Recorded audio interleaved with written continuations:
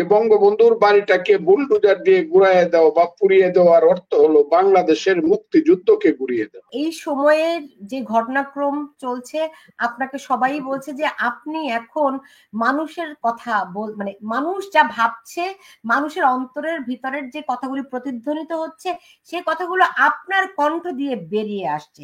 সে কারণে অনেকেই আপনাকে বলছেন যে আপনি এই সময়ের সাহসী কণ্ঠস্বর, বলিষ্ঠ কণ্ঠস্বর। নিঃসন্দেহে তাই। আজকে আমি আপনার কাছে মানে যে বিষয়গুলি জানতে চাবো, যে আপনি দেখেছেন যে সাবেক প্রধান নির্বাচন commissioner A K M Nurul হুদাকে যেভাবে করে লাঞ্ছিত, অবমানিত করা হয়েছে, এর আগেও একই রকম ঘটনা ঘটেছে। এই মবের যেই তাণ্ডব, এটি কোনোভাবেই লাগাম টানতে পারছে না সরকার। সেই সরকারের সঙ্গে বিএনপির কি কোনো সমঝোতা আছে? এবং এই কাজগুলো করেছে বিএনপির কর্মীরা খালেদা জিয়ার নামে স্লোগান দিয়েছে, এবং যেই ব্যক্তি কে এম নুরুল হুদাকে জুতাপেটা করছিলেন, তিনি একজন মিরপুরের একজন ওয়ার্ড কমিটির নেতা।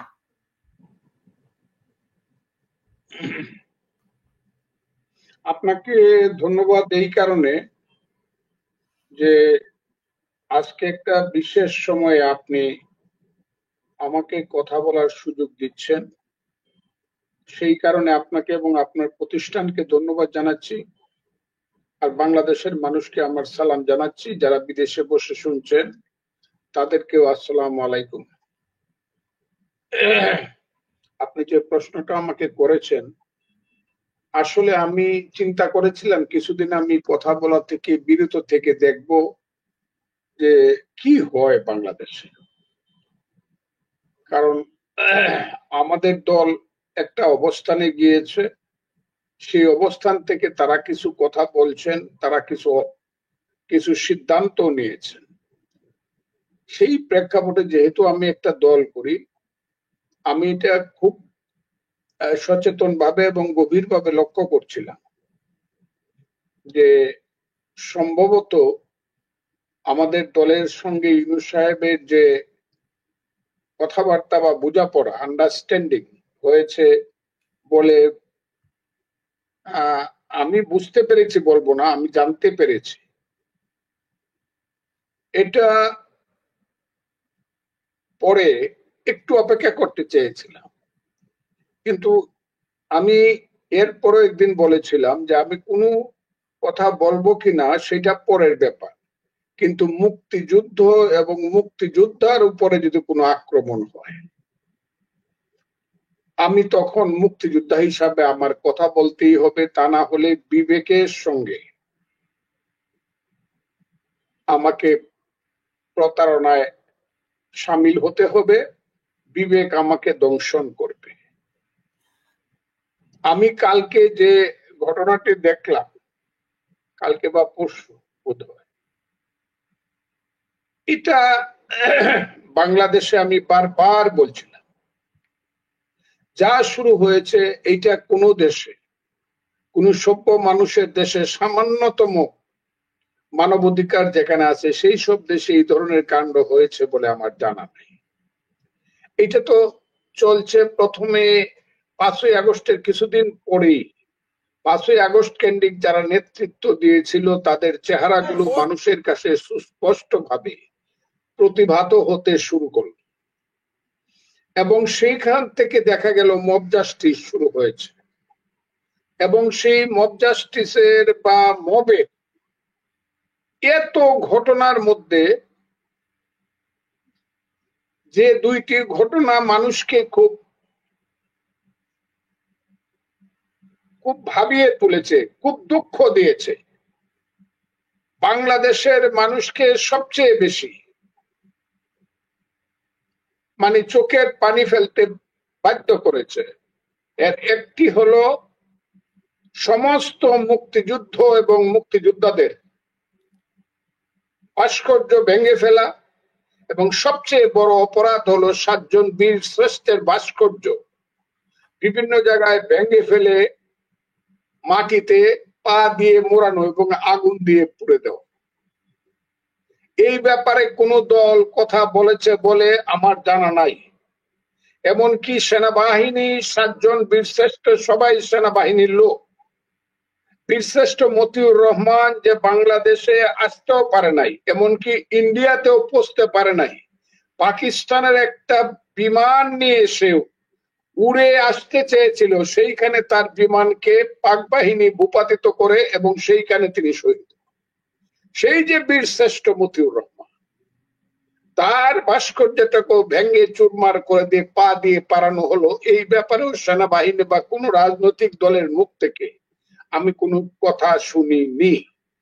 শুধু আমার মতো একজন লোক, যার কোনো শুধু মুক্তিযোদ্ধা ছাড়া তেমন কোনো পরিচয় আমার নাই, যদিও আমি একটা রাজনৈতিক দলের উপদেষ্টা, চেয়ারপারসনের উপদেষ্টা মন্ডলীর সদস্য, ওইটা অর্গানাইজেশনাল কোনো পজিশন নয়।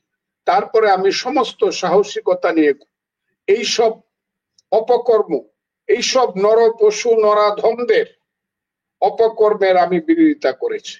এটা হলো একটা।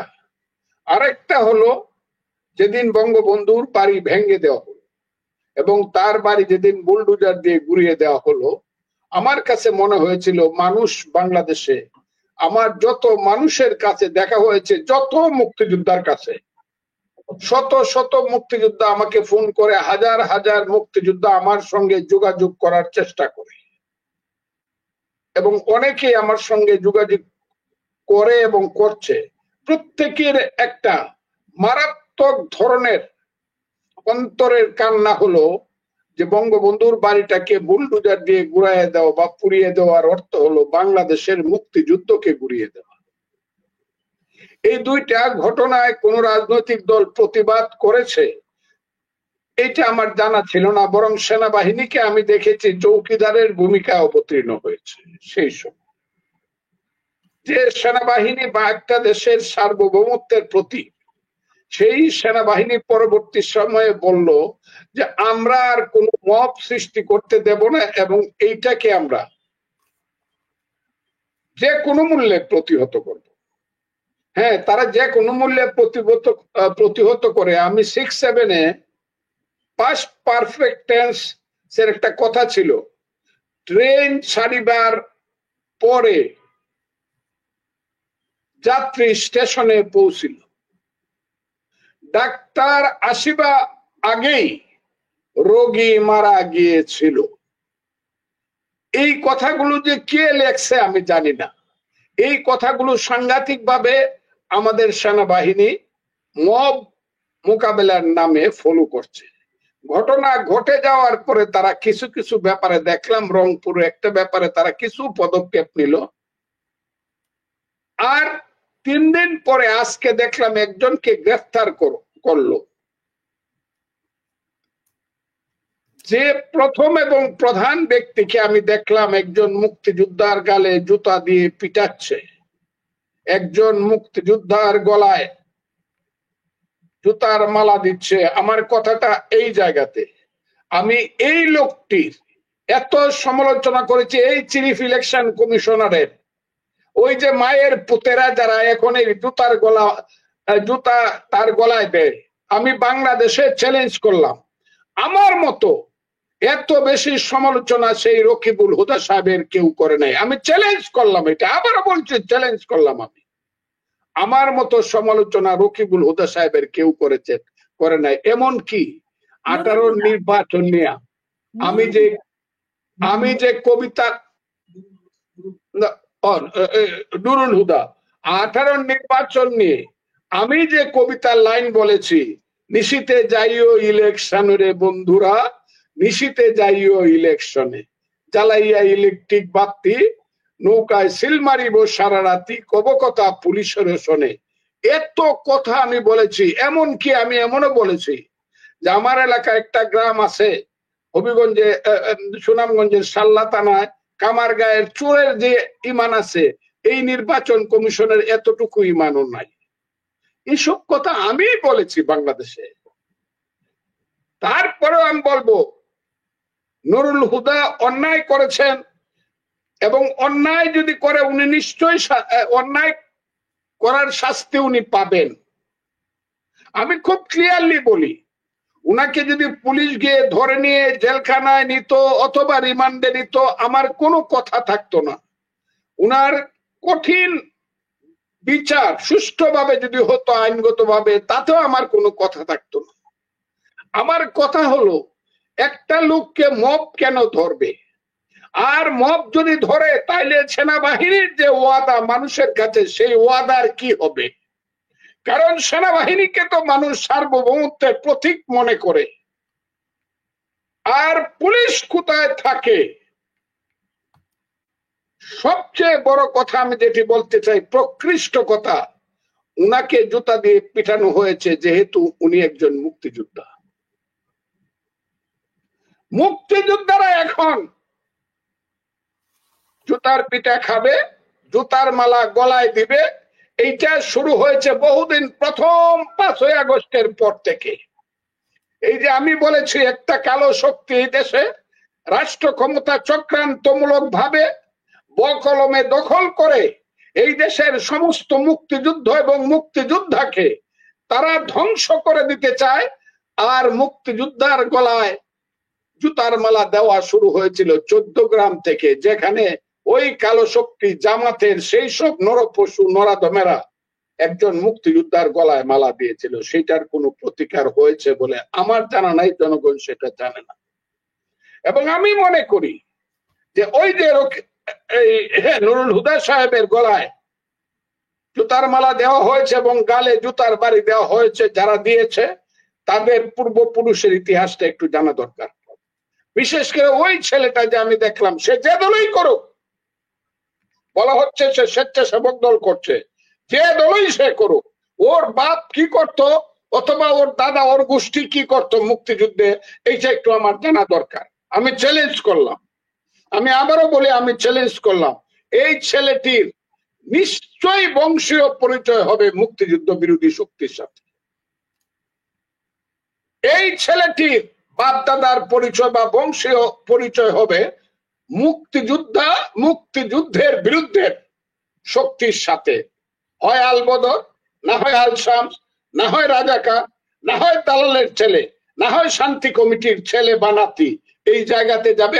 এইটা আমি চ্যালেঞ্জ করে বললাম। যদি এটা মিথ্যা হয়, আমি হয়তো বা রাজনীতিতে ভুল হব, আমার দৃষ্টিভঙ্গি ভুল হবে না, আমার বক্তব্য ভুল হওয়ার কোনো কারণ নাই। কাজে ওই যে রাজাকারের ছেলেরা, আল বদর আল শামসের ছেলেরা, দালালের ছেলেরা, যাদেরকে ওই কয়েকদিন আগেও শেখ মুজিবকে আর চার নেতাকে আর ওই মন্ত্রী ওই এমপিদেরকে ছোট করতে গিয়ে একটা সত্য কথা বলেছে যে এই দেশের পাকিস্তানি হানাদার বাহিনীর সঙ্গে পাকিস্তানি হানাদার বাহিনীর সঙ্গে যারা সহযোগী শক্তি ছিল, তাদের মধ্যে আল বদর, রাজাকার, আল শাম, জামাত, নেজাম এবং মুসলিম লীগ ছিল। এবং আমার ধারণা এই ছেলেটি বা যারা এইসব করে, মুক্তিযোদ্ধার গলায় যারা জুতার মালা দেয়, তাদের হৃদয়ে ক্ষরণ আছে, তাদের হৃদয়ে রক্তকরণ হয়। হয়তোবা তার বাপ অথবা তার দাদা অথবা তাদের গোষ্ঠীর কোন লোক মুক্তিযুদ্ধে বিরোধিতা করার কারণে মুক্তিযোদ্ধাদের হাতে হয় নিঃশেষ হয়ে গিয়েছিল, জীবন শেষ হয়ে গিয়েছিল, অথবা তারা দ্বিতীয় শ্রেণীর নাগরিক হিসাবে কুকুরের মতো এই দেশে বেঁচে আছে। তারা এখন তার প্রতিশোধ নিচ্ছে বলে আমি মনে করি। কাজে আমি আমার দলকেও বলবো, আমার দল নিশ্চিতভাবে এই ধরনের ঘটনা সমর্থন করে না। এই কারণে করে না, আমি করি না এই কারণে, আমি চাই না দেশের কোনো পরিবর্তন হলে আমার গলায় জুতার মালা পড়ো, আমাকে কেউ গালে জুতা দিয়ে বাড়ি দেখ। আমি চাই না এখন যারা সরকার চালাচ্ছে তাদের গলায় জুতার মালা দেওয়া হোক অথবা গলায় গালে জুতার বাড়ি দেওয়া হোক। আমি চাই না রাজনৈতিক কর্মকাণ্ডের কারণে কারো বাড়িতে আগুন দেওয়া হোক, কারো বাড়িতে বুলডোজার চালানো হোক, কারো বাড়িতে মব ঢুকে তার স্ত্রী পুত্র পরিজনকে হত্যা করা অথবা মারধর করে সমস্ত সম্পদ লুট করা হোক। এইটা আমি বাংলাদেশে চাই না, চাই না, চাই না। এতে আমার যা হবে হবে। আমি খুব ক্লিয়ারলি বলেছি, এই ধরনের লোকেরা যারা পাকিস্তান আমলে কয় বেটা সিএসপি, যে ছেলেগুলো এই কাজ করছে, এদের বাড়িতে সিএসপি আছে, কয়টা বাড়িতে বিসিএস আছে, কয়জন সিনিয়র সচিব ছিল। নুরুল হুদার ভুলের কোনো মানে কমতি নাই, প্রায়শ্চিত্ত তার ভুলের করতেই হবে, কিন্তু সেই প্রায়শ্চিত্তটা এইটা না তার গালে জুতার বাড়ি দেওয়া হবে, প্রয়োজনে তাকে বিচার করে ফাঁসি দেওয়া হবে। কিন্তু এইভাবে অত্যাচার করলে জনম জনম এই জিনিসটা কিন্তু থেকে যাবে, পৃথিবীর কাছে ভুল ইনফরমেশন যাবে। এটা যদি বিএনপির নামে হয়ে থাকে, যেটা হয়েছে আমি দেখলাম, যে আমাদের দেশনেত্রী বেগম খালেদা জিয়ার নামে, আমাদের তারেক রহমান সাহেবের নামে স্লোগান দিয়া, বিএনপির নামে স্লোগান দিয়ে ঘটনাগুলো ঘটছে, আমি আমার কাছে এখনো বিশ্বাস হতে চায় না। যদি এটা সত্যিই হয়, তাইলে বিএনপি সম্পর্কে এই পৃথিবীর মানুষের কাছে, দেশের মানুষের কাছে কিন্তু ভুল বার্তা যাবে। অপরাধ আমি খুব ক্লিয়ারলি আরো বলি, একজন মুক্তিযোদ্ধাকে যেভাবে করা হলো, আমি এটা আগে থেকে বলছি, আজকে 6 মাস বা 8 মাস যাবত বলছি, কোন মুক্তিযোদ্ধার বিচার, কোন মুক্তিযোদ্ধার বিচার এই ধরনের যুদ্ধ অপরাধীর আদালতে হতে পারবে না। যে আদালতে পাকিস্তান হানাদার বাহিনীর আলবদর রাজাকারদের বা দালালদের বিচার হয়েছিল, সেই আদালতে হবে না। এটা একদিন মানুষ জায়গায় উঠবে, আমি কিন্তু বললাম এবং আমি বারবার বলতেছি যে এই আদালতে তাদের বিচার হবে না, এই কোর্ট দিয়ে তাদের বিচার হবে না, এই প্রসিকিউশন দিয়ে তাদের বিচার হবে না। এবং নুরুল হুদা একজন মুক্তিযোদ্ধা, আমি আরো বলেছি, মুক্তিযোদ্ধারা নিশ্চিত ভাবে এইসব মামলায় বেল পাওয়ার রাইট রাখে সারা পৃথিবীতে। আজ পর্যন্ত ভারতবর্ষ, যারা আন্দামান দ্বীপপুঞ্জে এক সময় নির্বাসিত হয়েছে, ভারতবর্ষের স্বাধীনতা আন্দোলন করেছিল যারা, তাদের ইতিহাস জেনে দেখো। অবশ্য ভারতের কথা বললে আবার বলবেন ভারতের দালাল, কিন্তু ভারতবর্ষের সমস্ত স্বাধীনতা কামীরা আমৃত্যু কেউ কোনদিন জেলে যায় নাই। ওই যে কিউবার ফিডেল ক্যাস্ট্রো, তিনি প্রথম দিন পাদিস্তাকে পরাজিত করে দায়িত্ব হাতে নিয়ে বলেছিলেন, আমার সাথে যারা মুক্তিযুদ্ধ করেছে, আমার সঙ্গে যারা বিপ্লব করেছে, সেই বিপ্লবীরা কোনোদিন জেলখানায় যাবে না, তাদের হাতে কোনোদিন বেড়ি পরানো যাবে না। হ্যাঁ, সে যদিও মহা ভুল করে, তার বিচারের শেষ বিচার পর্যন্ত অপেক্ষা করতে হবে, তারপরে সে জেলে যাবে।